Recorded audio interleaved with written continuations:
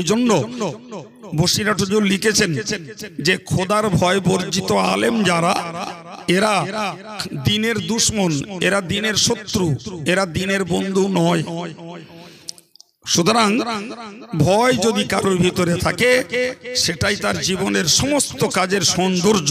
কথাটি আমার নয়, কথাটি রাসূলুল্লাহর। কার কথা? রাসূলুল্লাহর কথা। সম্মানিত ভাইরা আমার, মনে রাখুন, ইয়ামানের লোকেরা, ইয়ামান একটা দেশ, তো সে দেশের লোকেরা হজ করতে আসতো, সেকালের কথা।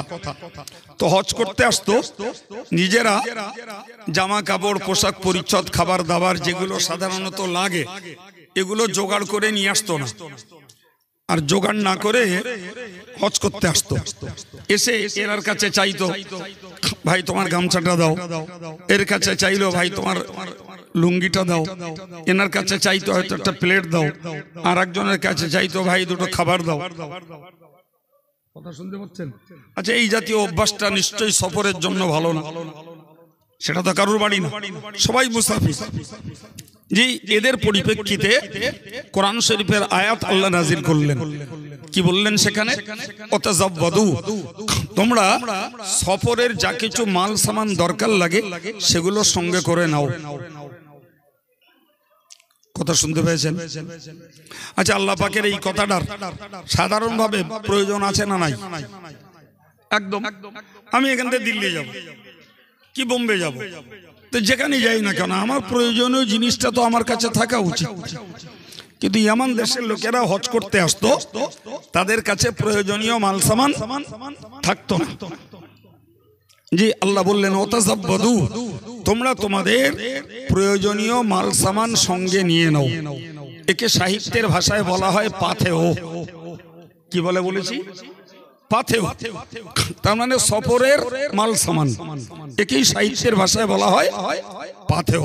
তো আল্লাহ বললেন যে তোমরা তোমাদের হজের সফরে পাথেও সঙ্গে করে নাও। বলে বললেন ফাইন্না খায়রাজ যাদিত তাকওয়া, বললেন তবে শোনো, উত্তম পাথেও হলো আল্লাহর ভয়। কে বলেছেন? জোরে বলেন। আল্লাহ বলেছেন। তোমার খাবার দাবার, মাল সামান, টাকা পয়সা যা তুমি সঙ্গে নিচ্ছ নাও, তবে মনে রাখো উত্তম পাথেও হলো, কি বলেছি? আল্লাহর ভয়। ভাই, আল্লাহর ভয় যদি সঙ্গে থাকে তাহলে তোমার হজের কাজটা সুনিপুণ হবে আশা করা যায়।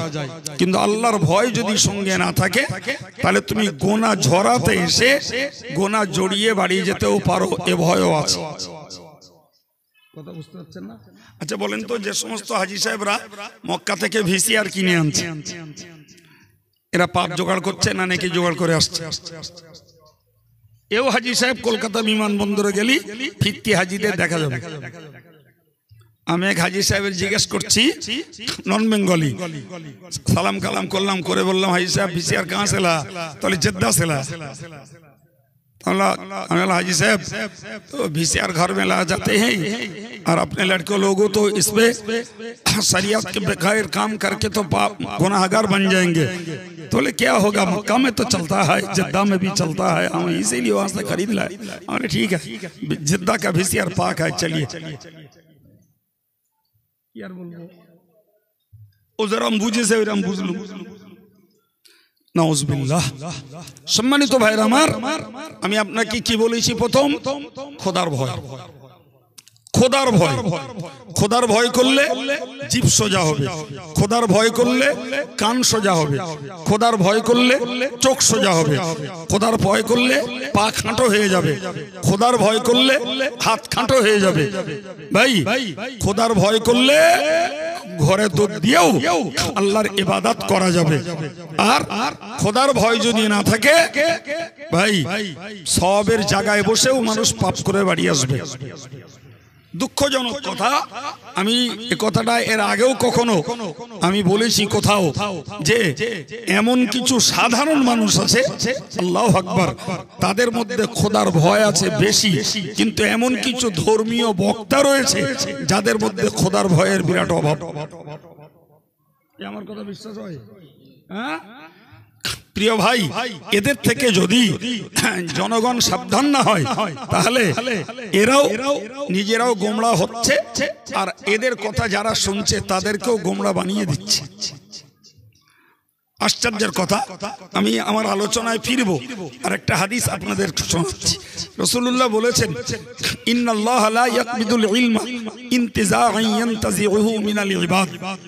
প্রিয় নবী বলেছেন যে একটা সময়ে আল্লাহ পাক ইলমকে তুলে নেবেন, ইলমকে ছিনিয়ে নেবেন, মানুষের কাছ থেকে জ্ঞানকে ছিনিয়ে নেবেন। কার কথা? রাসূলের কথা। আপনাদের মনোযোগ ঠিক আছে তো? হ্যাঁ, রাসূলের কথাটার একটা মর্ম বুঝুন। বাইরের কে আমার কথা শুনছেন না শুনছেন ওটা আমার লক্ষণীয় নয়। যদি ভদ্রভাবে কোনো মায়েরা বসে শোনেন আর আমার মজলিসে যারা শোনেন, আমার আলোচনা সার্থক। ভাই মনে রাখা দরকার, আল্লাহ পাকের নবী যেটা বলেছেন এর মর্মটা আল্লাহর। কার বলেছি বলেন? ঘোর কাটিনি এখন, আর একটু ছাড়িয়ে বলছি। কোরআন হলো বাক্যটাও আল্লাহর, অর্থটাও আল্লাহর। মুখস্থ করুন।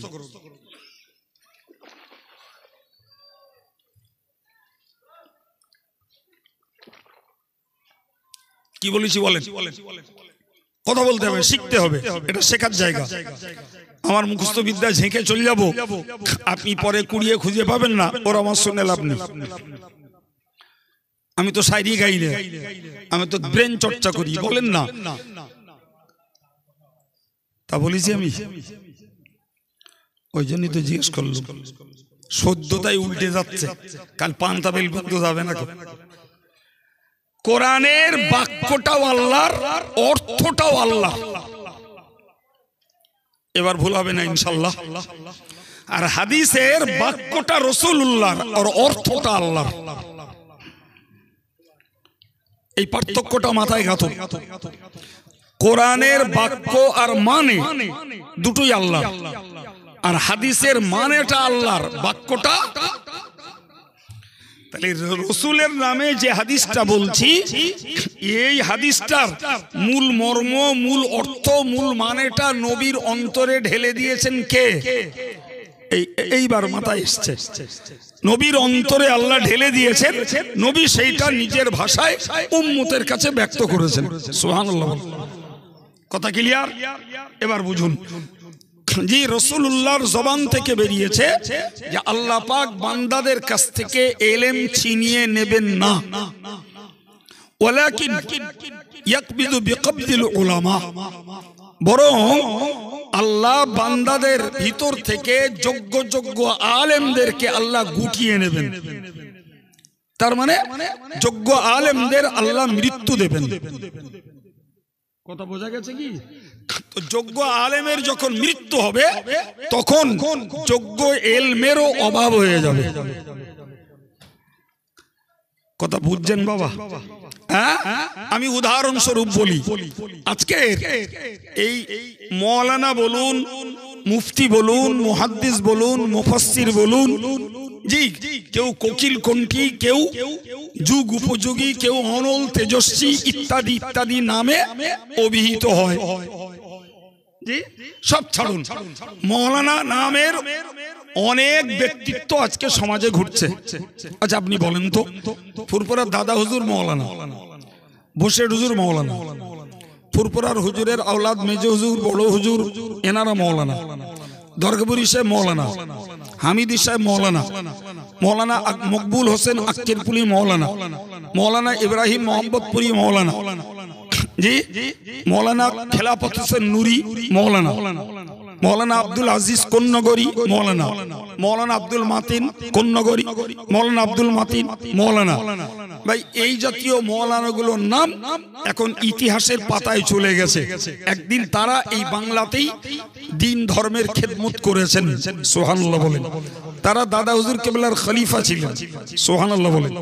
আচ্ছা, ওনাদের নামে মৌলানা লেখা, আর আজকের আমরা যারা ইসলামী মঞ্চটাকে কাঁপাচ্ছি, কেউ কোরআন হাদিস বলে, কেউ শায়রি বলে, গজব গেয়ে মেয়ে লোক নাচিয়ে, কেউ গাল দিয়ে, কেউ মিথ্যা কুৎসা রটিয়ে, কেউ অপপ্রচার করে, কেউ শ্রোতাদের হাসিয়ে, কেউ বা ঠাট্টা রহস্য করে, কেউ শুধু নারাই তাকবীর আর আল্লাহু আকবার আর দরুদ শরীফের ফোয়ারা তুলে, এভাবে ইসলামী মঞ্চগুলো চলছে। এদের নামেও লেখা আছে মৌলানা। আপনাদের বিচার কি? ওই পরলোকগত মৌলানা আর আজকের যুগের বক্তাদের নামে লেখা মৌলানা, এই দুটি মৌলানা কি এক বলে মনে হয়? ঠিক করে বলছেন? কালকে আবার উল্টো বলবেন না তো? হ্যাঁ, তাহলে এর থেকে কি বুঝতে পারা যায়? যত দিন যাচ্ছে তত পৃথিবীতে যোগ্য যোগ্য আলেমের অভাব ঘটছে। আপনি তাকিয়ে দেখুন, যেখানে যাবেন একই পাবেন, একই পাবেন। জি, এই পশ্চিমবাংলার ডাক্তার ছিলেন ডাক্তার বিধানচন্দ্র রায়, যিনি কোন মানুষকে দেখলে আর কথা বললে রোগ নির্ণয় করতেন। তার প্রচুর ইতিহাস আছে ভাই। আর আজকের আমাদের জঙ্গলপুর মোড়েও ডাক্তার আছে, বাগজোলাতেও আছে, জি, ওই হাবড়ায় গেলেও ডাক্তার আছে, কলকাতাও আছে, ভেলোরে আছে, চেন্নাইতে আছে। আপনাদেরকে মনে হয় যে এই যুগের ডাক্তার আর ডাক্তার বিধানচন্দ্র রায় দুজন সমান? আজকের যুগের এমএ পাস অনেক শিক্ষিত ছেলে আছে, জি, আপনি বলেন না এই বাংলার আশুতোষ মুখোপাধ্যায়, সুনীতি কুমার চট্টোপাধ্যায়, ঈশ্বরচন্দ্র বিদ্যাসাগর, জি, এরাও বাংলা ভাষার সংস্কৃত ভাষার পণ্ডিত। আর এ যুগের তথাকথিত এমএ পাস এরাও পণ্ডিত। দুটোকে এক মনে হয়? শেক্সপিয়র একজন ইংরেজি কবি ছিলেন, যে আজকের যুগের ইংলিশতে এমএ অনেক ছেলে আছে। তো আপনাদের কি মনে হয় যে সে ইংলিশ আর এরাও ইংলিশতে অনার্স? ভাই, দুটো লোককে সমান মনে হয়? সে যুগের পীর আর এ যুগের পীর, সে যুগের আলেম আর এ যুগের আলেম, সে যুগের বক্তা আর এ যুগের বক্তা, সে যুগের হাফেজ আর এ যুগের হাফেজ, জি, সে যুগের কারি আর এ যুগের কারি। আপনাদের কি মনে হয় এই সে যুগের এ যুগের এই গুণধারী ব্যক্তিগুলো এক পর্যায়ের? তাহলে বুঝতে হবে ভাই, দেশে যখন ময়দানে যখন তুর্কি ঘোড়ার অভাব হয়ে গেছে, তখন দেশি ঘোড়ারা রেসে দাপটাচ্ছে।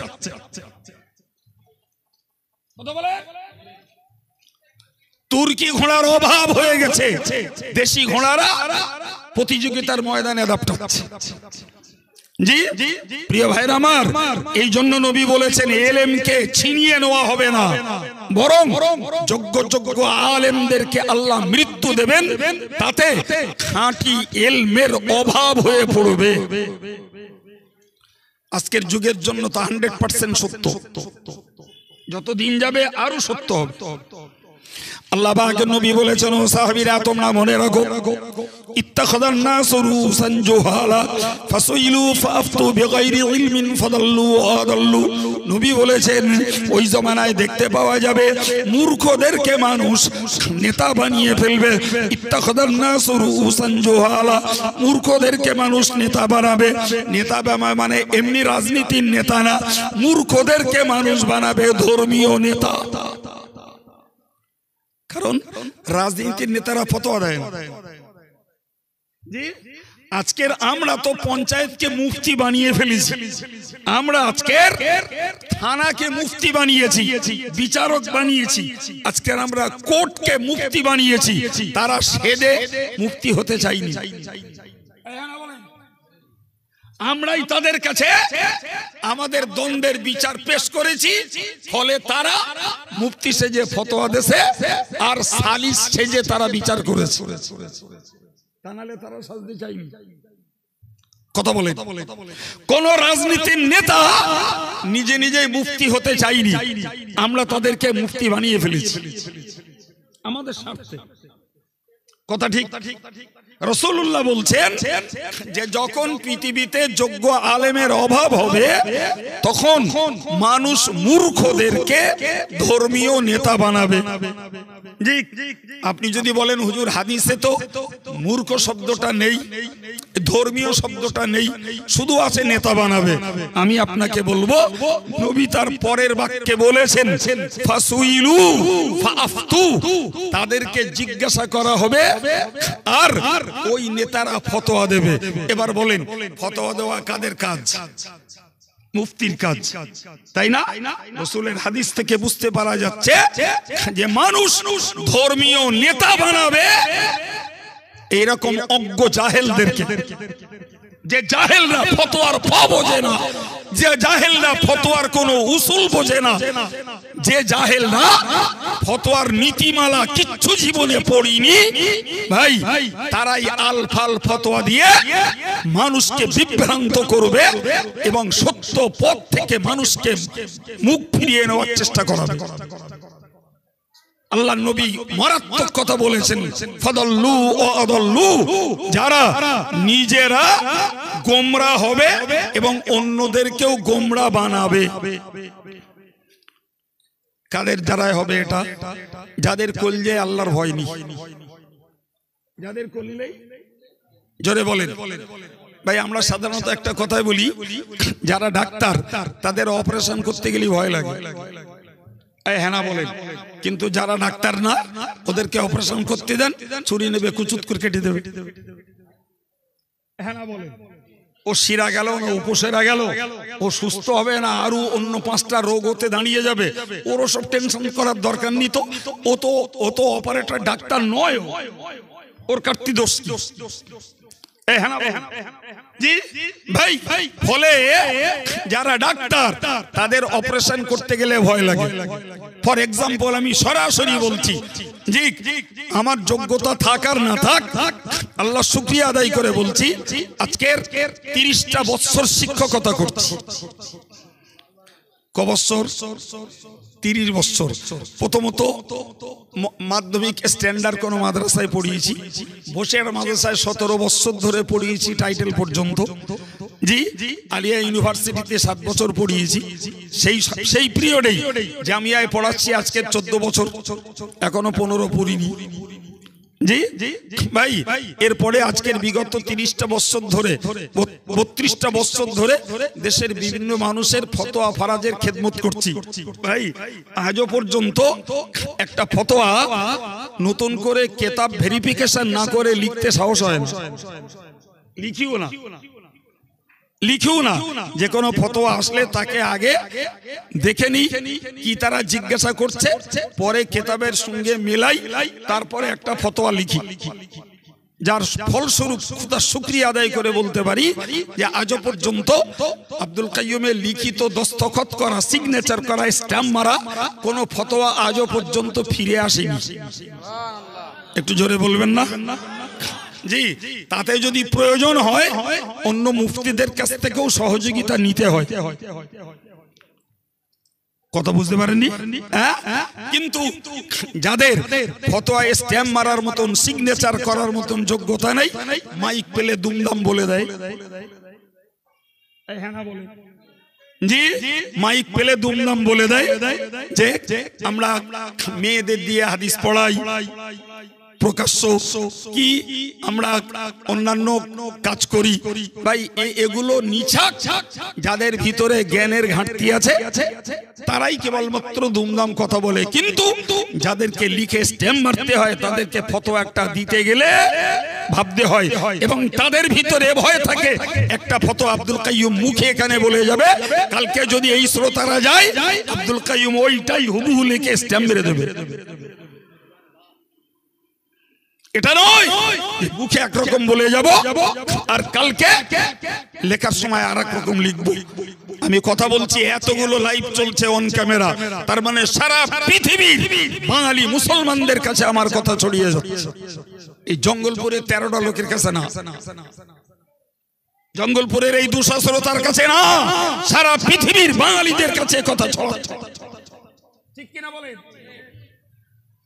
জি প্রিয় ভাইরা আমার, আমি কেন দুম করে এই কথাটি বললাম? এই জন্যই বললাম যে আল্লাহ পাক ন্যূনতম যতটুকু যোগ্যতা দিয়েছেন ততটুকুর বিনিময়ে তো দায়িত্ব নিয়ে কাজ করতে হয়। তার মানে জি আমার যেহেতু একটা লেজ আছে, আমার অপারেশন করতে গেলে ভেবে চিন্তা করতে হয়। যাদের লেজ নেই তাদের হাঁকড়া, লেজ না থাকলে হাঁকড়া দৌড়ায়। সেসব কথা বুঝতে পারেন না? লেজ না থাকলে হাঁকড়া দৌড়ায়। লেজ যাদের আছে ওদের হাঁকড়া দাঁড়ায়, সুতরাং তাদের লেজ আছে, তাদের ভেবে চিন্তে কাজ করতে হয়। যাদের লেজ নেই, জি ওদের কি বলে বলেন দিন? বেড়িয়ে বলে, বেড়িয়ে কি বলে? বেড়িয়ে বলে, জি। তো একটা কথায় বলে যে বেড়ের আবার চোমর, মানে বেড়িয়ে যার বলে, যার এই লেজের চুল নি ওরে বলে বেড়িয়ে। বেড়িয়ে যদি এরকম লেজ নাড়ায় কিচ্ছু হবে, কিচ্ছু হবে। সুতরাং চোমরওয়ালা যাদের, তাদের লেজ নাড়াতে গেলে ভয় লাগে। যাদের লেজে চোমর নি, কিচ্ছু বলতেও ভয় লাগে না, কিচ্ছু করতেও ভয় লাগে না, যা ইচ্ছা তাই করে, জি যা মন চাই তাই বলে। অভাব খোদার ভয়। কিসের অভাব? খোদার ভয়, খোদার ভয়ের অভাব। সম্মানিত ভাইরা, ওই জন্য নবী বলেছেন যে মূর্খদেরকে লোকে ধর্মীয় নেতা বানাবে, আর তাদের কাছে লোকে ফতোয়া জিজ্ঞাসা করবে, ফলে দেখা যাবে যে তারা ভুল কথা বলে নিজেরাও গোমরা হবে, অন্যকেও গোমরা বানাবে। প্রিয় ভাই আমার, আল্লাহ পাক কোরআন শরীফে বলেছেন ইন্নামা ইয়াখশাল্লাহ মিন ইবাদিহিল উলামা। আমার আল্লাহ বলেন আমার বান্দাদের মধ্যে আল্লাহকে ভয় করে সবথেকে বেশি আলেমেরা। আর একটু জোরে বলেন। এর যুক্তি আছে, এমনি নয়, এর যুক্তিটা বুঝুন। আমরা এতগুলো মোদ্দা লোক, সাহস শক্তি আলহামদুলিল্লাহ আমাদের প্রত্যেকের কিছু না কিছু আছে। এখন এই খাটের তলার থেকে, স্টেজের নিচে থেকে একটা গোপ্রো সাপ হাতখানি কুচো করে ফেনা তুলে বেরু, কোন মোদ্দা লোকটা বসে থাকবেন? কথা বলেন, কথা বলেন, কেউ বসে থাকবেন? এতগুলো মোদ্দা লোকের একটা সাপ, সে শুধু একবার ফোনা তুলে এই স্টেজের নিচের থেকে সামনে বেরোবে, একটা কেউ থাকবে না, তো বরং ওর ঘাড়ে বুক ছুঁড়ে পড়বে। ঠিক না ভুল? ঠিক ভাই, ঠিক ওই গোপ্রো সাপটা বেরোলে আপনি 8-9 মাসে একটা সুন্দর বাচ্চাকে ছেড়ে দেন যে হামাগুড়ি দিচ্ছে, ওটা ছেড়ে দেন, ও পালাবেও না, দাঁড়াবেও না, ও টুকটাক করে এগোবে আর ওরে ধরতে যাবে। তার মানে কি এতগুলো মোদ্দা লোকের থেকে ওই বাচ্চাটার সাহস বেশি? তাহলে কি আমরা পালাচ্ছি আর ও ধরতে যাচ্ছে, সাহস কার বেশি?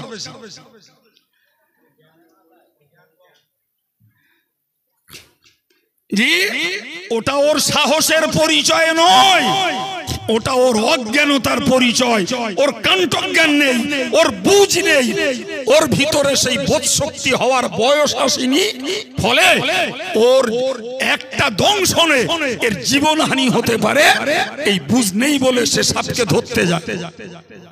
এই মানুষগুলোর জ্ঞান আছে, বুঝ আছে, পরিচিতি আছে, ফলে এরা আত্মরক্ষার জন্য সাপের হাত থেকে নিরাপত্তা লাভ করতে চায়। সুবহানাল্লাহ। কথা ঠিক না ভুল? সম্মানিত ভাইরা আমার, কেন আল্লাহ বলেছেন যে আলেমরা আল্লাহকে ভয় করে? সম্মানিত ভাইরা আমার, ভালো করে মনে রাখুন, যে সমস্ত আলেমদের কথাবার্তা মাপা, যাদের কথা থেকে আল্লাহর ভয়ের গন্ধ পাওয়া যায়, যাদের আখলাক আমলকে আমরা আজ ধরে নয় 20-30 বছর ধরে চিনে আসছি, ভাই তা থেকে বুঝতে পারি এদের ভিতরে আল্লাহর ভয়ের কিছু আলামত রয়েছে। প্রিয় ভাইরা আমার, এই মানুষগুলো আল্লাহর কোরআন পড়েছে, আল্লাহর নবীর হাদিস পড়েছে, কোরআনের তাফসীর পড়েছে, হাদিসের ব্যাখ্যা পড়েছে, এরা আল্লাহকে বেশি চিনতে পেরেছে, এই জন্যই এরা আল্লাহকে বেশি ভয় করার উপযুক্ত। কথা বলে কেন আল্লাহর বান্দা আলেমেরা আল্লাহকে ভয় করে? এই কেন বলেন? এরা আল্লাহ সম্পর্কে বেশি চর্চা করে, আল্লাহ সম্পর্কে বেশি পড়াশোনা করে, আল্লাহ সম্পর্কে এদের পরিচিতি বেশি। সুবহানাল্লাহ বলবেন না? কিন্তু আমাদের সাধারণ ভাই যারা, এরা হয়তো বড় জোর ওয়াজ নসিহতের ভিতর থেকে কিছু শোনা বোঝা করে, জি অধিক পরিমাণে স্টাডি করা, পড়াশোনা করা এবং নিজে নিজে চর্চা করা, এর রেকর্ড আম জনতার মধ্যে খুবই কম। তাই না বাবা? হ্যাঁ, এই জন্য আল্লাহ বলেছেন যে আলেমেরা আল্লাহকে বেশি ভয় করে। এখন ধরে নেন যে আলেম নামে উপযুক্ত কে বা কারা, এটাও আমাদের জানা দরকার। জি ভাই, আমরা সাধারণত কি ভাবি বলুন তো? আমরা সাধারণত ভাবি এই মঞ্চে উঠে যারা বক্তৃতা পারে এরাই হচ্ছে আলেম। এটা আমাদের সাধারণ একটা ক্যালকুলেশন। যাদের বকনি যত সুন্দর, যাদের গলা যত চেঁচানো গলা আছে, যারা যত সুরেলা কণ্ঠে কথা বলতে পারে, যারা যত মানুষকে নাচাতে পারে, যারা যত শায়রি গাইতে পারে, যারা যত গজব বলতে পারে, ভাই দেশের এক শ্রেণীর মানুষেরা তাদেরকে তত যোগ্য আলেম বলে মনে করে। আর এই যুগে আরেকটা হয়ে দাঁড়িয়েছে, যারা গলায় পাদে 50,000, 60,000, 30,000, 40,000 নিতে পারে, এদেরকেও একদল ভালো আলেম মনে করে। আর যারা কন্ট্যাক্ট করে না, চুক্তি করে না, গরুহাটের মতো বিক্রি হয় না, মনে করে এরা এত ভালো না। ভালো হলে এর দাম থাকতো। জানো কি যুগ, যে ছেলেটা বিনা পণে বিয়ে করে ওর ধ্বজভঙ্গ কিনা খোঁজে, আর মেয়ের বাপের ঘাড় মটকান দে লাখ কানিক নিলে বলে একদম পুরো ফিটেস্ট। কথা বলছেন না কেন? জি, এই হচ্ছে জাতির জ্ঞানের দৌড়। বিনা পণে বি করলি ধ্বজভঙ্গ খোঁজে, আর লাখ টাকা মেয়ের বাপের ঘাড় মটকালি তখন বলে ফিটেস্ট ক্যান্ডিডেট। এর ভিতরে কোনো খাত খোদ নেই। জি প্রিয় ভাই, এই হচ্ছে আম জনতার আলেম নির্বাচনের মানদণ্ড। প্রিয় ভাই একটু তাকান, যে কোন আলেম আল্লাহকে ভয় করে সেটা বুঝতে হবে। সম্মানিত ভাইরা আমার, হযরত কাব আহবার রাদিয়াল্লাহু আনহু, যিনি বিখ্যাত ঐতিহাসিক পণ্ডিত, হযরত ওমর ফারুক তাকেই জিজ্ঞাসা করেছিলেন, ওমর ফারুক তাকেই জিজ্ঞাসা করেছিলেন, মান আরবাবুল ইলম, মান আরবাবুল ইলম। হুজুর একটু বলেন না, আলেম নামের উপযুক্ত ব্যক্তিকে, আলেম নামে অভিহিত হওয়ার যোগ্যকে? কাবে আহবার তার জবাব দিয়ে বলেছিলেন, আল্লাযীনা ইয়ামালুনা বিমা ইয়ালামুন, যারা যতটা জ্ঞান লাভ করেছে ততটা আমল করে, যতটা জ্ঞান লাভ করেছে ততটা আমল করে, তারাই সত্যকারের আলেম নামের উপযুক্ত। আর একটু চিল্লে বলেন। এই জবাব কাবে আহবারের, যিনি বিখ্যাত ঐতিহাসিক তাওরাতের পণ্ডিত, হযরত ওমরের মতো মানুষ তার কাছে জিজ্ঞাসা করলেন আলেম কে? উনি বললেন যে যে লোকটা যা শিখেছে আমল করে ওই লোকটা আলেম। এ থেকে কি বোঝা যায়? কে টাইটেল পাস, কে মুফতি পাস, কে হাদিস পাস, কে তাফসীর পাস, এই জাতীয় ডিগ্রির মূল্য আল্লাহর কাছে নয়। কে এমএ পাস, কে বিটি, কে বিএস, কে আইবিএস, কে এলএলবিডব্লিউ, এই জাতীয় জেনারেল ডিগ্রিরও কোনো মূল্য আল্লাহর কাছে। এই যে মানুষগুলো বসেছেন, আমি দিব্য চক্ষে দেখতে পাচ্ছি অনেক খোদাভীরু আল্লাহওয়ালা দিনদার মানুষ আমার সামনে বসে আছে। আমি তাদেরকে বিলক্ষণ 2-10 বছর ধরে চিনি। জি, হয়তো কিছু যুবক আছে তারা অতটা গভীর ভাবে নেক আমলে এখনো মনোযোগী হতে পারেননি। আল্লাহ চাইলে আজকে শুনতে, কালকে শুনতে, একদিন তারাও দিনের প্রতি নিবেদিত হবে ইনশাআল্লাহ। সবাই বলেন ইনশাআল্লাহ। জি, দরকার কি? তুমি যে জ্ঞানটা অর্জন করেছো বাবা, ওই জ্ঞানটা আমলে পরিণত করো, ওইটা আমল করো। তুমি মৌলানা না, মুফতি না, মুহাদ্দিস না, মুফাসসির না, তুমি ডাক্তার না, মাস্টার না, ব্যারিস্টার না, তুমি এমএলএ এমপি না, তুমি যে জ্ঞানটা যেখান থেকে অর্জন করেছো ওই জ্ঞানটা আমল করো। এখন বলেন, খুব সাধারণ কথায় একটা আলেম মিথ্যা কথা বলে, তাহলে সে কি জ্ঞানের পক্ষে কাজ করেছে না উল্টো? উল্টো।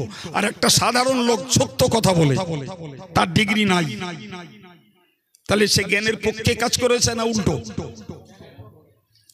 আমি শুধু উদাহরণ দিয়ে কথাটা বোঝাচ্ছি। একজন আলেম ধরুন বৈধ অবৈধ দেখে না, খায়, আর একজন সাধারণ লোক সে বেছে গুছে জীবন যাপন করে। তাহলে যে দেখা দেখি এই সব খায়, ভাই এই লোকটা নিশ্চিত তার জ্ঞানের উল্টো কাজ করছে। আর যে লোকটা বেছে গুছে চলে সে বলো জ্ঞানের পক্ষের কাজ করছে। ঠিক কিনা বলেন? ভাই একজন সাধারণ লোক সে গীবত গেল্লা চুগলি করতে ভয় পায়, আর একজন আলেম শ্রেণীর মানুষ সে গীবত গেল্লা চুগলি করতে কোনো ভয় পায় না। তাহলে পরিষ্কার বোঝা যাচ্ছে যে একজন জ্ঞানের পক্ষে আর একজন জ্ঞানের উল্টো কাজ করছে। হযরত কাবে আহবারের বক্তব্য হলো যে যতটা জ্ঞান জোগাড় করেছো ওইটা অনুযায়ী তুমি যদি আমল করো তাহলে তুমি আল্লাহর কাছে আলেম নামের উপযুক্ত। সুবহানাল্লাহ। সেক্ষেত্রে কি রেজাল্ট জানাবে যে মঞ্চের বকা অনেক আলেম নামীয় ব্যক্তিত্ব হয়তো কিয়ামতের দিনে আল্লাহর কাছে আলেমের মর্যাদা পাবে না জ্ঞানের উল্টো কাজ করার জন্য। আর এই সাধারণ শ্রোতার ভিতর থেকে অনেক লোক ডিগ্রি হোল্ডার না হয়েও আল্লাহর কাছে আলেম নামের মর্যাদা পেয়ে যাবে। কি গো, আমি কি আপনাদের পাম দেওয়া কথা বলছি? আমি আমার কথা বলেছি, হাদিস বলেছি। আবার হাদিসটাকে মনে রাখুন, আল্লাযীনা ইয়ামালুনা বিমা ইয়ালামুন, যারা জ্ঞান অনুযায়ী আমল করে তারাই বলেন আলেম। আবার মুখস্থ করুন, যারা জ্ঞান অনুযায়ী আমল করে তারাই। তাহলে ডিগ্রির প্রশ্ন আছে, বক্তা হওয়ার প্রশ্ন আছে, প্রচুর আলেম আছে যারা ওয়াজি করেন, ব্যবসা করে, চাষবাস করে, তারা আলেম না? কথা বলেন, আমল করে।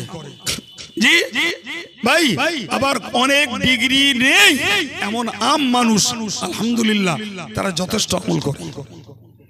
ভাই খুব ভালো করে বুঝে বলুন তো যে কোরআন হাদিসের জ্ঞান আমি যে কোনো ভাবেই পেয়েছি, ও শুনে পাই, বই পড়ে পাই, কোনো ভালো মানুষের সঙ্গ লাভ করে পাই। যে জ্ঞানগুলোর সার হলো নামাজ পড়ো, রোজা রাখো, হজ করো, যাকাত দাও, জিকির করো, তাসবিহ পড়ো, সদকা দাও, ফিতরা দাও, কুরবানি করো, বাপ মায়ের সেবা করো, জি স্ত্রী পুত্র কন্যাদের হক আদায় করো, সেই সঙ্গে ফিকির করো, মুরাকাবা মুশাহাদা করো। এই সবগুলোই তোমার জীবনের নেক আমল।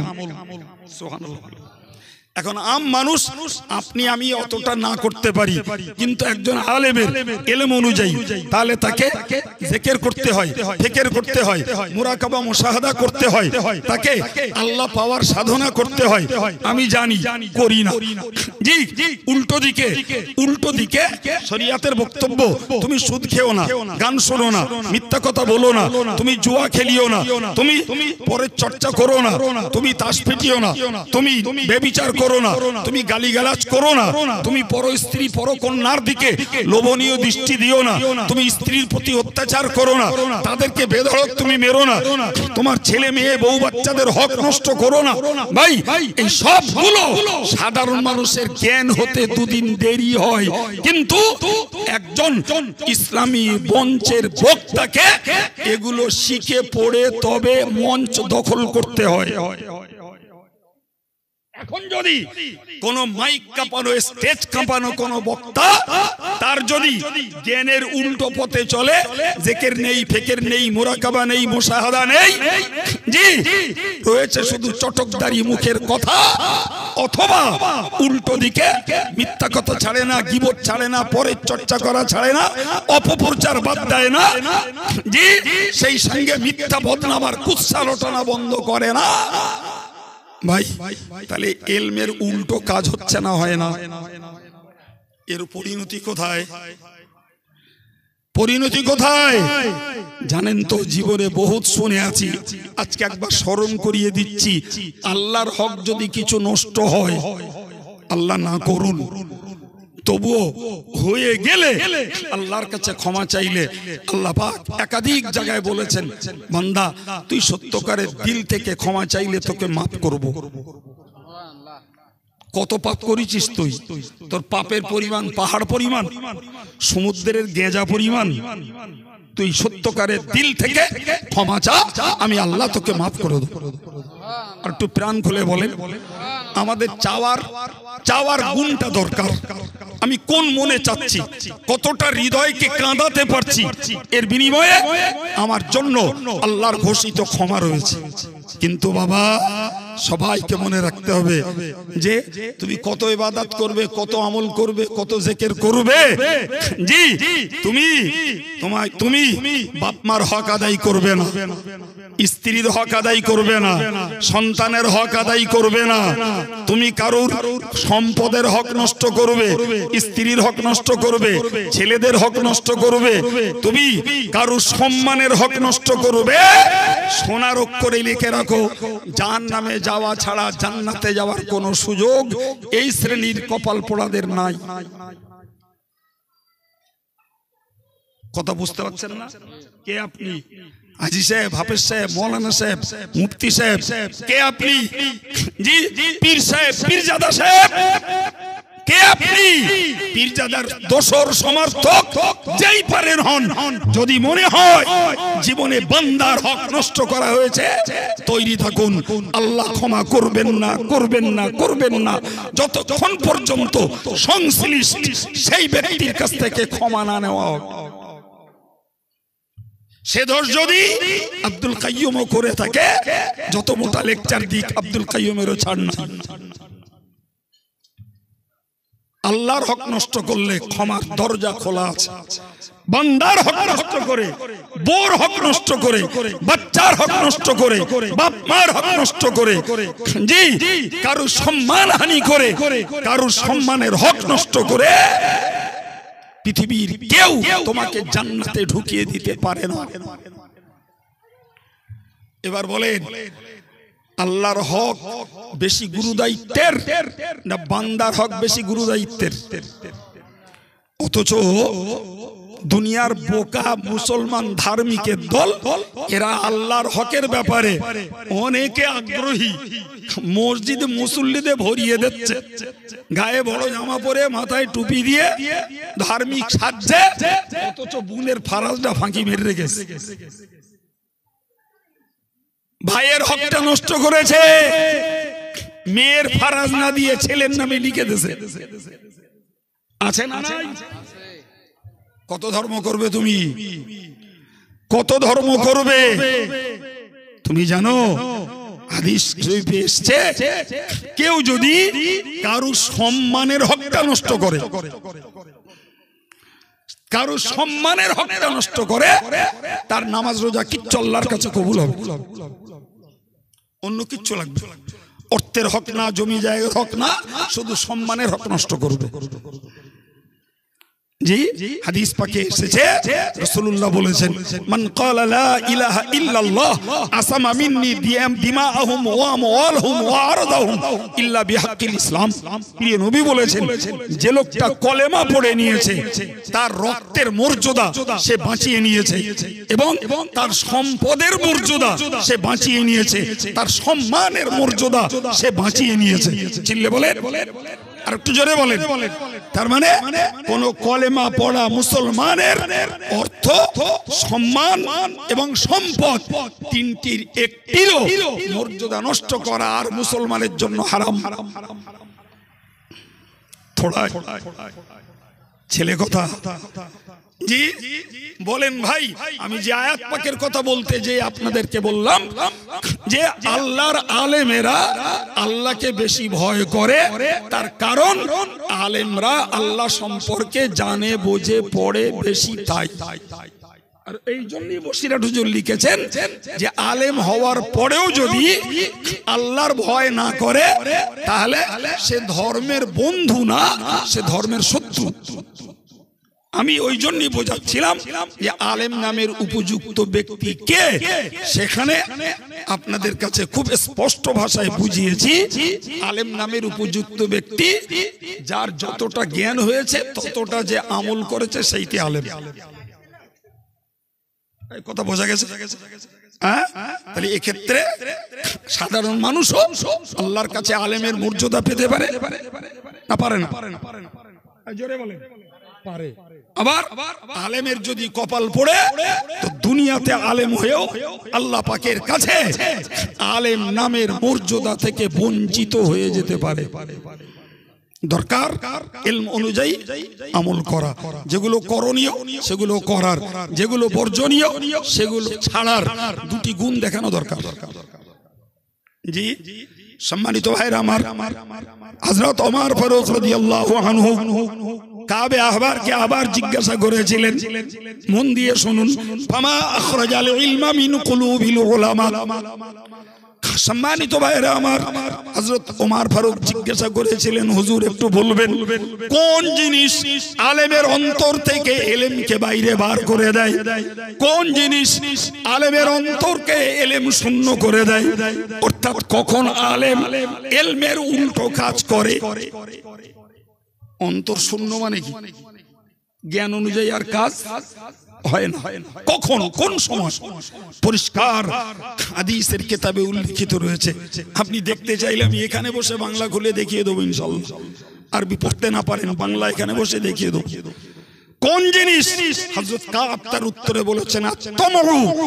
যখন আলেমের ভেতরে লোভ বেড়ে যায় তখন তার অন্তর ইলম শূন্য হয়ে যায়, তার জ্ঞান কাজ করে না, সে তখন জ্ঞানের উল্টো পথে চলে। As it is, আলেম আর সাধারণ মানুষ সবার জন্য একই রিপোর্ট। জি দেখেন, মানুষের যখন লোভ বেড়ে যায়, টাকা বেশি কামাই করার দরকার, সে জানে সুদ খাওয়া হারাম, তাও খায়। জ্ঞান আর কাজ করছে, সে জানে মিথ্যা কথা বলা হারাম, তাও মিথ্যা কথা বলে, টাকা দুটো বেশি রোজগার হবে। মেয়েরা জানে বিলক্ষণ যে পর্দা করা ফরজ, পর্দার বাইরে চলা হারাম। জি, কিন্তু রূপচর্চার লোভে সে ওই জ্ঞান আর তার কাজ করে না, জ্ঞানের উল্টো পথে চলে। লোক জানে গালিগালাজ করা হারাম, জি, কিন্তু সম্মানের লোভে, নিজের প্রভাব প্রতিপত্তির লোভে মানুষ মান নষ্ট করে, গাল দিয়ে কথা বলে। জি, তো রাসূল হযরত ওমর বললেন যে হুজুর, মানুষের অন্তর থেকে জ্ঞান বেরিয়ে যায় কখন? বললেন মানুষের মধ্যে যখন লোভ বেড়ে যায়, তখন জ্ঞান আর কাজ করে না, মানুষ তখন জ্ঞানের উল্টো পথে চলে। জি, আজকের গোটা দেশ চাইয়ে দেখুন, রাজনীতির নেতা বলুন আর ধর্মীয় নেতা বলুন, এই পয়সার ঘোলে পড়ে, টাকার ঘোলে পড়ে, পীরের বৃত্ত, আলেমের ইলম, আর নেতার নীতি সব বিসর্জন যাচ্ছে, আর সাধারণ মানুষদের হালাল জীবন যাপন ধ্বংস হচ্ছে শুধু লোভে। এই কথা বলেন, আগের যুগে ঘরের বউরা ইনকাম করতে যেত না, এখন বউরা সমিতি করেও ইনকাম করছে, 100 দিনের কাজ করেও ইনকাম করছে। কিসের বিনিময়? লোভ। কিসের জন্য? লোভ। জি, যেকালে মানুষ মাইলে খেত, ভুট্টা খেত, যে আটা ঘোটা খেত, সেরাম লোক এখনো যথেষ্ট বেঁচে আছে। তাদের বেঁচে থাকতে থাকতে দেখতে পাচ্ছে এখন আর এক মুঠো ভাত চেয়ে খাওয়ার আর খুব একটা লোক পাওয়া যায় না। কথা বলছেন না কেন? কারণ প্রচুর পরিমাণে ইনকাম সোর্স বেড়েছে, প্রচুর ইনকামের খাত বেড়েছে। এরপরেও মানুষ সুদ বাদ দেয়নি, মানুষ জুয়া বাদ দেয়নি, মানুষ ফাঁকি মারা বাদ দেয়নি, মানুষ মিথ্যা কথা বাদ দেয়নি, মানুষ অবৈধ পথে রোজগার করা বাদ দেয়নি, মানুষ এখনো প্রতারণা করে রোজগার করা বাদ দেয়নি। ভাই, যেমন একদল ধর্মের ভেক নিয়ে ভণ্ডামি করছে, আর একদল ধর্মের ভেক ছাড়াই চিট ফান্ডের ব্যবসা করে উন্নতি করছে। কথা বলছেন না কেন? লোভ বেড়েছে না বাড়িনি? চিল্লে বলেন, লোভ বেড়েছে না বাড়িনি? লোভ বেড়েছে মানে বুঝতে হবে ওদের ভিতরগুলো ইলম শূন্য হয়ে গেছে, ইলম নেই। ইলম থাকলে লোভ বাড়তো না। জি ভাই, আজকে তাকিয়ে দেখছি অবাক কাণ্ড, তাকিয়ে দেখছি অবাক কাণ্ড। কেউ বলছে এত টাকা না দিলি দোয়া মাঝখানে ঝুলবে, কেউ বলছে এই টাকা না দিলি কিয়ামতে বুঝে নেব, কেউ বলছে এই টাকা যদি না দিস এই রেখে দে, তোর ছেলের কাফন কিনে দিস। এরা হেদায়েত করবে, এরা জাতিকে জান্নাতের রাস্তা দেখাবে, এরা জাতিকে জাহান্নাম থেকে বাঁচার পথ খুঁজে দেবে। কথা বলছেন না কেন? এরপরেও তো একদল আম জনতার নাক নাই বলে জি তাদের মতো বিক্রি হওয়া বক্তাগুলোকে নিয়ে জাতির মাঝখানে তুলে দিচ্ছে। আল্লাহ জানে যেদের পয়সা খাটতে হয় কিনা, আল্লাহ ভালো জানে। প্রিয় ভাই, আমি কি বলতেছিলাম এবার আরেকবার রিপিট করে নেন। আলেমরা আল্লাহকে ভয় করে। আলেম কে? যে এলেম অনুযায়ী আমল করে। এরপর আলেমের যখন লোভ বেড়ে যায়, অন্তরটা তখন এলেম শূন্য হয়ে যায়। তাহলে কি বোঝা গেল? যারা দুনিয়া লোভী নয়, এটাই মানে দাঁড়াচ্ছে, যারা দুনিয়া লোভী নয় এবং আমলে নেক আমলে ঘাটতি নাই আর পাপ আমলে যাদের সম্পর্ক নাই, তারাই প্রকৃত আল্লাহর কাছে আলেম। কে বাংলায় বললো বক্তৃতা, কে ইংরেজিতে করলো, কে আর কিছুতে করলো, ভাই ওটা দেখার ব্যাপার নয়। কার বক্তার শ্রোতা বেশি, কার শ্রোতা কম, ওটাও কোনো মানদণ্ড নয়। জি, মানদণ্ড এটাও নয়। কার মূল্য কত বেশি, কার মূল্য কত কম, এটাও মানদণ্ড নয়। কে কত গজব গাইতে পারে, কে কত শায়রি গাইতে পারে, কে কত সুরের আড়ি করতে পারে, এটাও মানদণ্ড নয়। মানদণ্ড হলো হাক্কানি আলেমের, যারা দুনিয়া লোভী নয় এবং ইলম অনুযায়ী নেক আমল করে আর ইলম অনুযায়ী পাপ আমলকে বাদ দিয়ে চলে, তারাই আল্লাহর কাছে আলেম, চাই ডিগ্রি থাক আর নাই থাক। কথা বলে জি, আপনি বলেন না আজকের যে মোস্তানজির সভা করছেন ও লোক কি আলেম ছিল? হ্যাঁ না বলেন, তা কিসের জন্য তার সভা করতে যাচ্ছেন? কেন মোস্তানজি সভা করছেন? কেন? সে লোকটা তো আলেম ছিল না। লোকটা চাঁদপুরি হুজুরের একদম কি বলা যায়, জুতো বাবা তলপি বাবা ভক্ত ছিল। ঠিক না ভুল? তাহলে এই চাঁদপুরি হুজুরের জুতো বয়েছে, তলপি বয়েছে, জি, আর ওই লোকটা চাঁদপুরি হুজুরের সোহবত নিয়ে নামাজি মুসল্লি দিনদার তসবি পড়া জিকির করা দাড়িওয়ালা আল্লাহওয়ালা হয়ে আমাদের সামনে থেকে বিদায় নিয়েছে। ঠিক না বল? তাহলে ওই লোকটা মাওলানা না মুফতি না মুহাদ্দিস এসব কিচ্ছু আমরা দেখতে যাইনি। আমরা দেখতে গেছি যে লোকটা একটা সাধারণ বেশি ভালো মানুষ ছিলেন। ভুল বললাম না? ঠিক। হ্যাঁ, ফলে আমরা আজকের তার জন্য একটা দোয়ার মজলিস করছি, আরো আগের দিনেও করেছি, অন্যান্য বছরেও, জি, তার জন্য দোয়ার মজলিস করছি। প্রিয় ভাইরা আমার, তাহলে এই সাধারণ বেশি আল্লাহওয়ালা মানুষটা, জি, সে লোকটা এক মুখ হলো, অত চালাক ছিল না, এক মুখ হলো না। ভুল বলতেছি? একদম ভুল বলিনি। আমি যথেষ্ট তাকে চিন্তা, যথেষ্ট আমাদের বাড়িতে যেতেন, আমার আব্বার সঙ্গে প্রচুর মহব্বত রাখতেন। এক রোকা লোক, হুজুর যা বলবে তাই, অত শত বুঝি। বুঝতে পারেননি? চাঁদপুরি হুজুর যা বলবে ও ডাইনে বাইনি যা বলিস তাই, তুমি যাই বোঝাও বোঝাও, ওসব কাটবে না গো। এক রোকা লোক। আর এর ভিত্তিতেই নামাজ কালাম জিকির তাসবিহ তেলাওয়াত তাহাজ্জুদ সব লোকটা আদায় করত। সুবহানাল্লাহ বলেন, আর একটু জোরে বলেন। জি, তৎকালীন সময়ে দেশে এমন কোন আলেম ছিল না মোস্তানজি তাদের মহব্বত করতো না। এই ঠিক না ভুল? সমস্ত আলেমের সঙ্গে তার সম্পর্ক ছিল। ভুল বলেছি?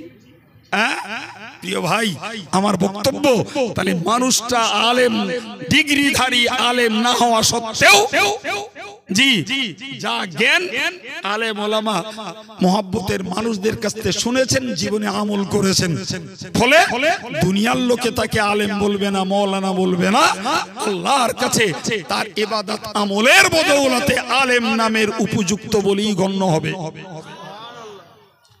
জি, আমারে কত লোকে আলেম বলছে ফেসবুকে, হোয়াটসঅ্যাপে, ইউটিউবে, কি না পাওয়া যায়। আন্তর্জাতিক খ্যাতি সম্পন্ন মুফাসসিরে কোরআন, মুহাদ্দিস, মুফতি, মাওলানা, অনল তেজস্বী, যুগ উপযোগী, কোকিল কণ্ঠী, কি দরকার সব পাওয়া যাবে লাইভ ইউটিউব খুঁজলি। এই হ্যাঁ না বলে? ওসব কিচ্ছুতে বাবা ট্যাক্স হবে না, কিচ্ছুতে ট্যাক্স হবে না, কিচ্ছু কিচ্ছুতে টেক্স হবে না বাপ। আল্লাহর ভয় করে এলেম অনুযায়ী নেক আমল, এলেম অনুযায়ী পাপ আমল বাদ। দুনিয়ার লোভ ছাড়তে হবে। তুমি পীর সাজো, পীরজাদা সাজো, কারি সাহেব সাজো, মৌলানা সাহেব সাজো, জি মুফতি সাহেব সাজো, আর মুহাদ্দিস সাজো, আর মুফাসসির সাজো, যদি দুনিয়ার অতিরিক্ত লোভ যদি ত্যাগ না করা যায়, তাহলে আলেমের খাতা থেকে আল্লাহর কাছে নাম কাটা যাবে। প্রিয় ভাইরা আমার, আমি আপনাদের প্রসঙ্গতে পর্যন্ত বলতে বলতে এই জায়গা পর্যন্ত আপনাদেরকে এনেছি। কোরআন বলেছি, কোরআনের তাফসীর শুনিয়েছি, হাদিস শুনিয়েছি। আমি আপনাকে গোড়ায় আলোচনা শুরু করেছিলাম এইটা বলেই যে যারা পরকাল যারা বিশ্বাস করে, ঈমানওয়ালা যারা, তাদের দরকার জীবনে খোদার ভয়। কি দরকার? খোদার ভয় দরকার। জি, আপনি শুনে বলবেন কেডা কত খোদার ভয় করে, আমার জানা আছে। ও সে যখন বলে তার মতন বলে, এটাই তো মানুষের মুখস্থ কথা। কাল কি বলবেন? জি ও কাইম সাহেব কত খোদার ভয় করে আমি জানি। ও সে যখন মাইক পায় সে তখন ওইরকম বলে। এগুলো প্রচলিত মুদ্রা দোষ। মানুষ এরকম কথাগুলো বলেই একটা সত্য হেদায়েতের বাণীকে দমিয়ে দিতে চায়, সত্য হেদায়েতের বাণীকে লুপ্ত করতে চায়। জি ভাই, আমি খোদার ভয় না করলে আমার কি আল্লাহ ছেড়ে দেবে?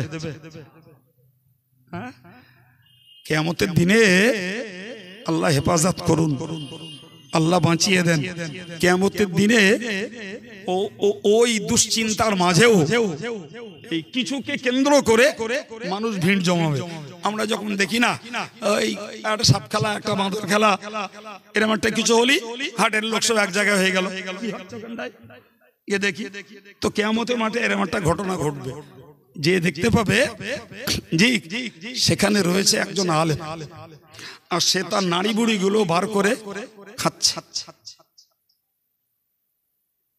কথা বলবে, সবাই গোল হয়ে দাঁড়িয়ে দেখবে, তাকে বলবে কি গো তোমার এই হাল কেন? তুমি না আমাদেরকে ভালো কথা বলতে, তোমার কথা শুনে আমরা ইবাদত করেছি, আমল করেছি, তোমার কথা শুনে আমরা অন্যায় কাজগুলো, পাপের কাজগুলো ছেড়ে দিয়েছি, তোমার এই হাল কেন? আল্লাহু আকবার।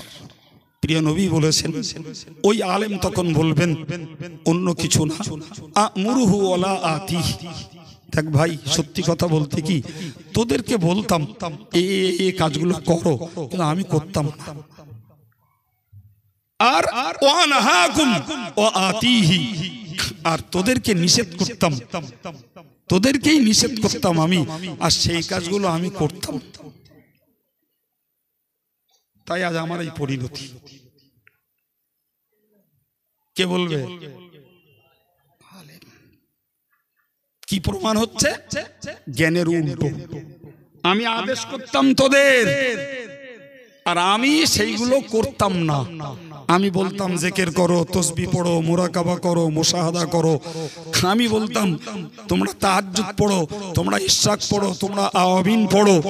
আমি বলতাম মানুষকে তোমরা যাকাত দাও, তোমরা সাদকা দাও, তোমরা ফিতরা দাও, তোমরা কোরবানি দাও। কিন্তু ওই কাজগুলো আমি সব ঠিকঠাক করতাম না।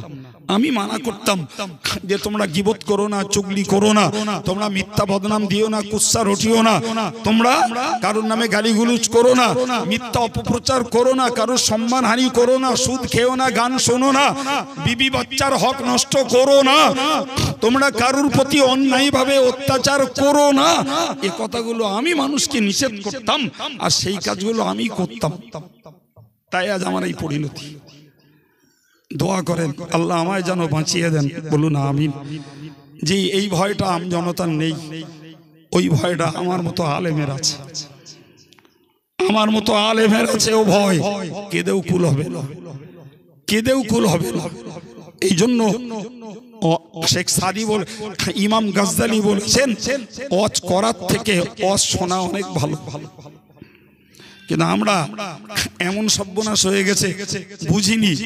জি, লোকে বলেছে আর দাওয়াত নিয়েছি আর ওয়াজ করতে শুরু করেছি, কিন্তু যখন জ্ঞান ফুটেছে তখন আর ফিরে আসার মতন পরিস্থিতি নেই। কারণ ময়দানে হক কথা বলার সংখ্যা কমে গেছে, ফিরে আসার পরিস্থিতি নেই। এই জন্য দিলে খুব ভয় করে যে কিয়ামতের দিনে যা লোককে বলছি ওই যদি না করতে পারি, লোককে যা মানা করছি সে কাজ যদি করে ফেলি, এর থেকেও চরম লজ্জা আর বিপজ্জনক পরিস্থিতি আর কিছু নেই। এই জন্য দোয়া চাই, দোয়া করেন আল্লাহ জানো ওই অপরাধী আসামি হিসেবে কিয়ামতের দিনে লজ্জিত না করেন। সবাই বলেন আমিন।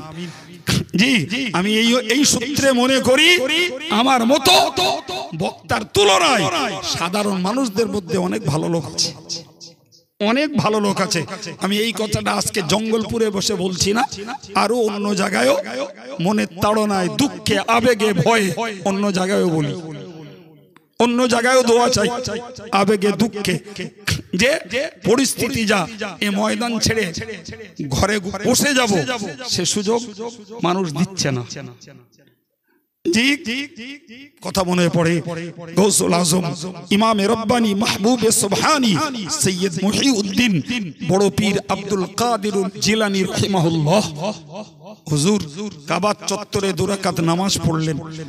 নামাজ পড়ে আল্লাহর কাছে কাঁদতে শুরু করলেন। কাঁদলেন বাচ্চা ছেলের মতন, ডুকরে ডুকরে কাঁদলেন। কান্নাকাটি করে তিনি যখন মুখটাকে, হাতটাকে মুখে মুসাহ করে উঠেছেন, সাগরেদের দল, ভক্তের দল জিজ্ঞাসা করলেন, হুজুর আপনার, হুজুর আপনি 2টো দোয়া চেয়েছেন। কটা দোয়া বললো? 2টো দোয়া।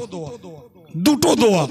একটা দোয়া হলো হযরত বড় পীর সাহেব কেবলা বলছিলেন, রব্বুল আলামিন হয় তুমি আব্দুল কাদেরকে ক্ষমা করে দাও, আল্লাহ হয় তুমি আব্দুল কাদেরকে ক্ষমা করে দাও, না হলে কিয়ামতের ময়দানে আমাকে অন্ধ করে তুলো। দোয়া কটা? জোরে বলে। হয় তুমি আব্দুল কাদেরকে ক্ষমা করে দাও, অন্যথায় তুমি আমাকে অন্ধ করে তুলো। ভক্তেরা বললেন, হুজুর আপনি আল্লাহর কাছে ক্ষমা চেয়েছেন, এ ব্যাপারে আমাদের কোনো আপত্তি নেই, কারণ বান্দা যত বড় হোক আল্লাহর কাছে ছোট। ঠিক কিনা বলেন? জি, আমরা সাধারণ ভাবে যেটা জানি, ছেলে যদি দেশের প্রধানমন্ত্রীও হয় মার কাছে খোকা। ঠিক কিনা? জি, সৈয়দ মুহিউদ্দিন আব্দুল কাদিরুল জিলানী রাহিমাহুল্লাহ তিনি বড় পীর নামে খ্যাতি লাভ করেছেন। আল্লাহু আকবার। জি, তার পা অন্যান্য ওলিদের গর্দানে বলে কিতাবে লেখা হয়েছে। সুবহানাল্লাহ। কত বড় দরজার ওলি, কত বড় দরজার ওলি, যিনি তার মজলিসে সরাসরি রাসূলুল্লাহকে দেখতে পেতেন, সরাসরি রাসূলকে দেখতে পেতেন। এত বড় দরজার ওলি। ওই মানুষটা কেঁদে কেঁদে বললেন, আল্লাহ হয় তুমি আমায় ক্ষমা করো, না হলে কিয়ামতের দিনে অন্ধ করে তুলো।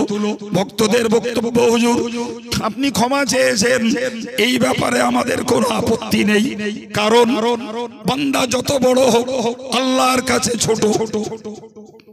ঠিক না? সুতরাং আপনি আল্লাহর কাছে নিজের দীনতা, নিজের হীনতা, নিজের বিনয়, নিজের নম্রতা প্রকাশ করেছেন, এ ব্যাপারে আমাদের আপত্তি নেই। ভাই মনে রাখুন, আওয়ারিফুল মারিফ কিতাবে উল্লেখ করা হয়েছে, পীর সাহরওয়ার্দী রাহিমাহুল্লাহ তিনি লিখেছেন যে কোন মানুষ যতক্ষণ পর্যন্ত নিজেকে উটের পায়খানা থেকেও ঘৃণ্য না মনে করবে, ততক্ষণ পর্যন্ত ওই মানুষটা আল্লাহওয়ালা, আল্লাহর ওলি হতে পারে না। কার থেকেও ঘৃণ্য? জোরে বলেন। জি ভাই, তার দেশে উট ছিল, উটের পায়খানার কথা কিতাবে লেখা হয়েছে। আমাদের দেশে উট নাই, আমাদের দেশে গৃহপালিত পশু হিসাবে গরু আছে, ছাগল আছে, কোথাও ভেড়া আছে, দুম্বা আছে, এরাও পায়খানা করে। তাহলে এক কথায় বলতে পারা যায় যে মানুষ যতক্ষণ পর্যন্ত নিজেকে এই জাতীয় পশুর তুলনায়, তাদের পায়খানার তুলনায় নিজেকে ঘৃণ্য না মনে করবে, ততক্ষণ ওই মানুষটা আল্লাহ প্রিয় নয়। কিছু বোঝা যাচ্ছে বাপ? কিছু বুঝতে পারছেন? এখন বলেন না, কে সৈয়দ, কে সিদ্দিক, কে মোগল, কে পাঠান, কে কোরাইশ বংশের, কে মীর বংশের, কে শেখ বংশের, কে বা মৌলানা, কে বা মুফতি, কে বা মুহাদ্দিস ভাই, আর কে বা শিল্পী, কে বা হাফেজ, কে বা কারি, সব আপন জায়গায় রেখে দিয়ে ভাবুন যে যদি নিজেকে পশুর পায়খানার থেকেও ঘৃণ্য না মনে করা হয়, তাহলে ওই লোকটা আল্লাহর কাছে প্রিয় নয়। আজকের যুগে যা চলছে, এবার একটু আল্লাহর প্রিয় বান্দার তালিকায় কতগুলো গুণের লোক পাওয়া যাবে একটু বলবেন? কেউ বংশের গরমে, কেউ টাকার গরমে, কেউ সিদ্দিকের গরমে, কেউ সৈয়দের গরমে, কেউ এলমের গরমে, কেউ বা রূপ সৌন্দর্যের গরমে, কেউ বা নেতৃত্বের গরমে, কেউ বা জনবলের গরমে, কেউ বা শক্তির গরমে, এক একজন এক এক রকম হয়ে বসে কথা বলে। আপনি বলবেন হুজুর আপনারও তো বিরাট গরম আছে। জি, শুনে রাখবেন, যতক্ষণ পর্যন্ত কোন মানুষের কাছে না ঘেঁষবেন, কোন মানুষের সঙ্গে সফর না করবেন, কোন মানুষের সঙ্গে খাওয়া পেওয়া না করবেন, ততক্ষণ কোন মানুষকে আপনি ভালো বা মন্দ কোন সার্টিফিকেট দেবেন না। দিলেই ভুল হবে। কি বলেছি বলেন?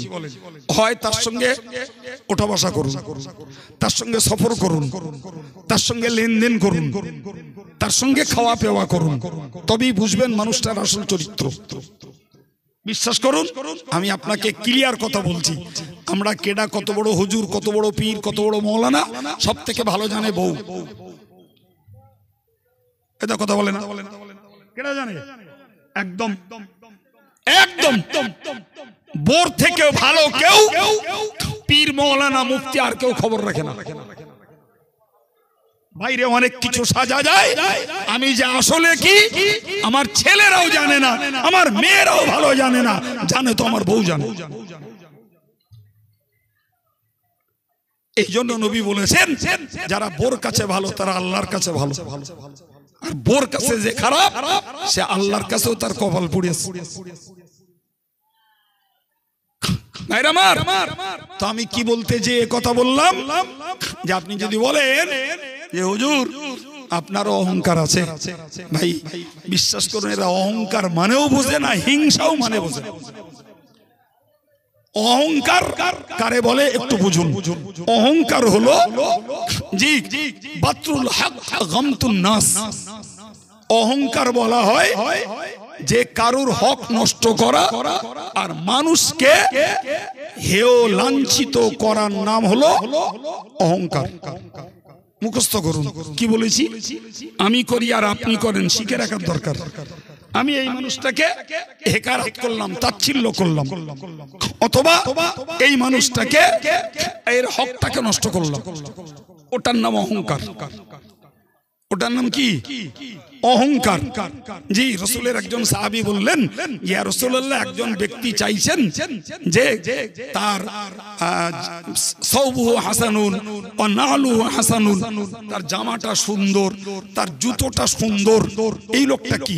প্রিয় নবী বললেন যে কারুর জামা সুন্দর হোক কেউ চায়, কারুর জুতো সুন্দর হোক কেউ চায়, ওটা অহংকার নয়।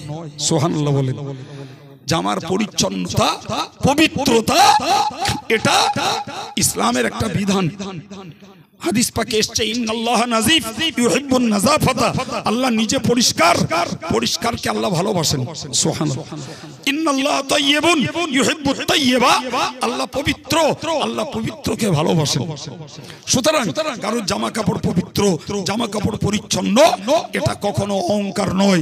অহংকার হলো অন্যের হক নষ্ট করা আর মানুষকে তাচ্ছিল্য, অবজ্ঞা, ঘৃণ্য মনে করা। জি এখন যদি ফর এক্সাম্পল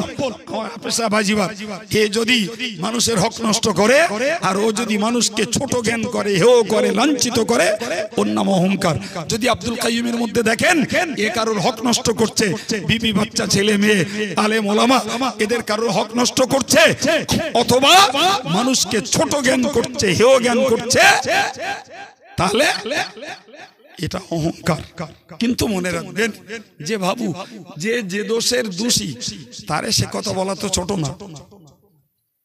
এই কথা বুঝতে পারেন না? জি ভাই, কেউ কোন কাজের দোষ করেছে, কেউ মিথ্যা কথা বলেছে, কেউ চুরি করেছে, জি কেউ গান শুনেছে, কেউ গালমন্দ করেছে। আরে বাবা, তো যে যে দোষটা করেছে সে দোষটা তাকে বলা, এটা তো ছোট করা না। এটা তো চোরের বিচার হচ্ছে, তা চুরি করেছ বলে তাই মিথ্যা কথার বিচার হচ্ছে, মিথ্যা কথা বলেছ তাই কেউ বউ ঠেঙিয়েছে তার বিচার হচ্ছে, তাহলে বউ ঠেঙিয়েছে তাই বিচার হচ্ছে। এখন যদি বলে কেউ আমি চুরি করেছি তোমরা আমার অপমান করলে কেন, আমি বউ ঠেঙ্গিছি তোমরা আমার অপমান করলে কেন, জি আমি গাল দিছি তাই বলে তোমরা আমার অপমান করলে কেন, ভাই এটা বললি তো কোরআনের শাসন থাকবে না। জি প্রিয় ভাই আমার, আমি যে কথা বলতে চাচ্ছিলাম এ সবগুলোর ঊর্ধ্বে নিজেকে মনে করতে হবে আমি উটের পায়খানা, গরুর পায়খানা, ছাগলের পায়খানা থেকেও আরো ঘৃণ্য, আরো তাচ্ছিল্য, আরো নিকৃষ্ট। মন তৈরি করতে হবে, এমনি হবে না, এমনি হবে না, এমনি হয় না ও জিনিস। জি এমনি হয় না যে আমি উটের পায়খানার থেকে খারাপ, নিকৃষ্ট, আমার কোনো মূল্য নেই, কোনো দাম নেই, লোকে আমার যা বলছে বলুক, আমি কি, আমি তো ভালো জানি। কথা বলতে পারেননি? সম্মানিত ভাইরা আমার, হযরত বড় পীর সাহেব কেবলা রাহিমাহুল্লাহ তাকে জিজ্ঞাসা করা হয়েছিল, হুজুর আপনি কেঁদেছেন, আল্লাহর কাছে মাফি চেয়েছেন, এ ব্যাপারে আমাদের কোনো অভিযোগ নেই, আমাদের কোনো আপত্তি নেই, কিন্তু হুজুর আপনি কেন অন্ধ হয়ে ওঠার দোয়া চাইলেন? কি জন্য? হযরত বড় পীর সাহেব কেবলা বলেছিলেন, বাবারা কিয়ামতের মহাময়দানে যদি আমি আব্দুল কাদের ক্ষমা না পাই তাহলে আমি জাহান্নামের উপযুক্ত হব। আমাকে যখন ফেরেশতারা জাহান্নামের দিকে নিয়ে যাবে, আমার দৃষ্টি শক্তি যদি ভালো থাকে, কিয়ামতের কোটি কোটি লক্ষ কোটি মানুষেরা দেখবে ওই সেই আব্দুল কাদের যাকে লোকে বড় পীর বলতো, যাকে লোকে বড় আলেম বলতো, যাকে লোকে বড় মুহাদ্দিস আর বড় মুফতি বলতো, সেই আব্দুল কাদের আজকে জাহান্নামে চলে যাচ্ছে। একদিকে জাহান্নামে জ্বলার কষ্ট, আর একদিকে এই মানুষের চোখে চোখে পড়বে, এই লজ্জাটা ঢাকার জায়গা পাবো না। তাই আল্লাহর কাছে বলেছি, আল্লাহ যদি তুমি ক্ষমা আমায় নাই করো, চোখ দুটো অন্ধ করে দিও, যেন লোকের সামনে আমাকে লজ্জিতটা না হতে হয়। আল্লাহু আকবার। এই ভয়, এই চিন্তা, এই দুঃখ, এই বেদনা, এই আশঙ্কা কার? জগৎ বরেণ্য আল্লাহর ওলি, গৌসুল আজম, ইমামে রব্বানি, মাহবুবে সুবহানি, সৈয়দ মুহিউদ্দিন বড় পীর আব্দুল কাদের জিলানীর ভয়। কোথায় আমাদের মতন টুনকোগুলো? কথা বলেন, আমাদের মতন টুনকোগুলোর তার মতো মানুষের কাছে মূল্যায়ন করার কোন জায়গা আছে বাবা? মূল্যায়ন করার এতটুকু জায়গা নেই। এরপরে আমাদের গরমে, ফখরে, অহংকারে, জি কেউ বা গলার জোরে, কেউ বা শায়রির জোরে, কেউ বা দুটো বক্তৃতার জোরে, কেউ বা বংশের জোরে, কেউ বা সৌন্দর্যের জোরে, কেউ বা নেতৃত্বের জোরে, কেউ বা টাকার জোরে, কেউ বা শক্তির জোরে ধরাকে সরা জ্ঞান করে চলছি, ধরাকে সরা জ্ঞান করছি। প্রিয় ভাই বিশ্বাস করুন, জি মনের কথা আপনাকে বললাম, জি যতটুকু মুখে বলেছি ততটুকু হৃদয়ে আছে। আল্লাহ কায়েম রাখুন, বলুন আমিন। আর একটু জোরে বলেন আল্লাহুম্মা আমিন। জি আমি আমার প্রিয় যুবকদেরকে বাবা বাছা করে, ভাইদেরকে ভাই শুভেচ্ছা সম্বোধন জানিয়ে মুরব্বীদেরকে শ্রদ্ধা জানিয়ে বলবো, আসুন আমরা পরকালের ভয়ে, পরকালে বাঁচার চিন্তায় নিজেরা আল্লাহর কাছে ছোট হই, আল্লাহর কাছে খাটো হই। আমাদের জবানটাকে লাগাম লাগাই, জিহ্বাটাকে লাগাম লাগাই। মিথ্যা গালিগুলোজ, কুৎসা, ইচ্ছা করে হারাম খাওয়া, মিথ্যা অপপ্রচার, জি কারোর সম্মান হানি করার জন্য অপমানকর ভাষা প্রয়োগ, ভাই মিথ্যা ফতোয়াবাজি, এগুলো থেকে আমি আপনারা সবাই আমরা বাঁচার চেষ্টা করি, বাঁচার চেষ্টা করি। পরকালের লাভ হবে, পরকালের লাভ হবে। যদি মনে করেন যে যখন হয় তখন দেখা যাবে, এখন যা মনে আসে তাই বলবো, যা পাবো তাই খাবো, যা ইচ্ছা করব তাই করব, তবে আমি দোয়া চাচ্ছি, আমার জন্য দোয়া করুন। আল্লাহ পাক আমার আলোচনার উপরে আমাকে যেন কায়েম রাখেন, বলুন আমিন। ভাই বেশ কিছু সাধারণ মানুষ আছে যারা কোরআন হাদিসের কিচ্ছু বোঝে না, জি মারপেচও বোঝে না, আলেমের গুণগত, যোগ্যতাগত, আমলগত পার্থক্য বোঝে না, শুধু অন্ধের মতন কেউ কারো সাপোর্ট করে যায়। জি হেদায়েতের কথা বললেও সমালোচনা করে, মনে হয় যেন ও আলেমের থেকে অনেক বেশি বোঝে। জি এই লোকগুলোর জন্য আমার ভয় হয়, এটাই ভাই, হয় মদ্দা মানুষ হ ভাই, নাইলে মদ্দা মানুষের আন্ডারে থাক, দুটোর একটা কর ভাই। কি বলেছি বুঝতে পারেননি আমার কথা? হয় মদ্দা মানুষ হ, না হলে মদ্দা মানুষের অধীনে থাক। মদ্দা মানুষ হলেও বাঁচার পথ খুঁজে পাওয়া যাবে, আর মদ্দের অধীনে থাকলেও পথ খুঁজে পাওয়া যাবে। কথা বুঝতে পারেননি?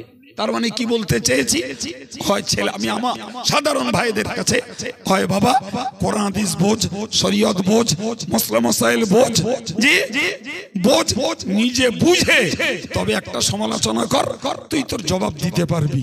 যদি মনে করিস বাবা আমি কোরআন হাদিস অত বুঝি নে, আলেমদের মারপেচ বুঝি নে, আমি আমার মনের কাছে জি একটা আলেমকে নির্বাচন করে নেব প্রকাশ্য, যে শরীয়ত বিরোধী কাজ করে না এবং নেক আমল করে, তার কথা মতো আমি আমার জীবনটা চালাবো, আল্লাহর কাছে রেহাই হবে। কথা বুঝতে পারেননি? কিন্তু নিজে বুঝবো না আর কারোর নির্দেশ মতো জীবন গড়বো না, আল্লাহর কাছে ঠকে যাওয়ার ভয় আছে, আল্লাহর কাছে ঠকে যাওয়ার ভয় আছে। যাই হোক, আমার বক্তব্য, জি আমি 12:30টায় মাইক ছাড়বো নিয়ত করেছিলাম, কাঁটা ছুঁইছে, আমি বক্তব্য থেকে বিদায় নিচ্ছি। শেষ কথায় আবার বলছি, সমালোচনা ছেড়ে যদি কারুর মনে হয় আব্দুল কাইয়ুমের কথার কমেন্ট আছে, জামিয়ার দরজা খোলা আছে, জি একবার ফোন করবেন, হুজুর আপনার সঙ্গে দেখা করব, কখন যাব, সময় দেবো, যাবেন, জি গাড়ি ভাড়া দেবো, টিফিন দেবো, আরো সম্মান জানাবো, আমার ভুলটা আমার বুঝিয়ে দেবেন। তা না হলে আমি যেটা বুঝিয়ে দেবো সেইটা বুঝে নিয়ে জীবনটাকে স্থির করবেন। কথা বুঝতে পারেননি?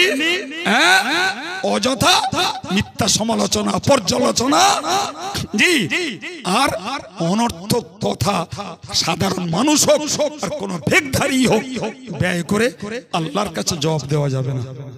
সম্মানিত ভাইরা আমার, আমি 1.5 ঘন্টা কথা বলেছি, একটাও অশালীন বাজে কথা আপনাদেরকে বলেছি একটা বলেছি, যতটুকু বলেছি কোরআন হাদিসকে সামনে রেখে আমাদের বাস্তবমুখী চরিত্রটাকে নিয়ে একটু সমীক্ষা করেছি, আমাদের মানুষের যে ধর্মজীবনের সমীক্ষা করেছি। আল্লাহ তৌফিক দেন মনে রাখার, আমলের জীবনে কায়েম থাকার, বলুন আমিন সুম্মা আমিন। আসুন প্রিয় নবীর প্রতি সালাম, ইয়া নবী।